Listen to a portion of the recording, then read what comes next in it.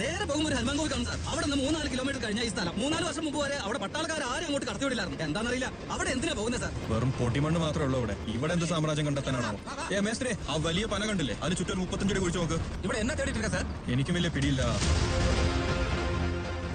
Ansar library ഒന്ന് വൃത്തിയാക്കി വെക്കാൻ പോലും അതോട്ട് കയറിയിട്ടില്ല. അദ്ദേഹം അല്ലാതെ ആദ്യമായി നിങ്ങളെ കയറാൻ പോകുന്നത്. സൂക്ഷിക്കണേ. ഹലോ, കേൾക്കുന്നുണ്ടോ? ഇന്നലെ വരാൻ പറ്റുമെന്നില്ല. ഇവിടെ വെളുക്കുന്നവരെ കൊണ്ടുപിടിച്ച വഴിയാ. നീ കണ്ടോ? ഞാൻ കാലത്തെ വരാം. എടാ, JCB കാരനോട് വരാം. വേണം. അല്ലേ, ഇതൊരു പാലത്തെപ്പെടുന്നേ. എടാ, അവിടെ ഇരിക്കുന്ന പടവും ചതിനൊക്കെ എടുത്തിട്ട് വേണം. ശരി, ഞാൻ പിന്നെ വിളിക്കാം. There must be another copy of the book somewhere. നോക്ക്.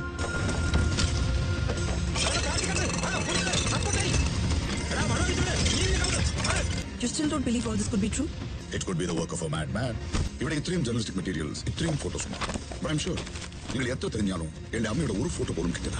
അതൊക്കെ You know what?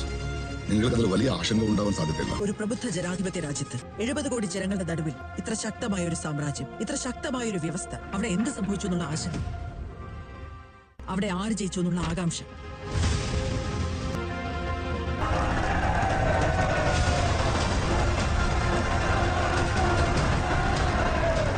യുദ്ധങ്ങൾ നടക്കുന്നത് വിജയങ്ങൾക്കാണ്. വിജയിക്കുന്നത് ചരിത്രത്തിൽ ഇടം നേടാം. History always wins. And somewhere hidden in those pages of history is the biggest kept secret in the history of India. El Dorado.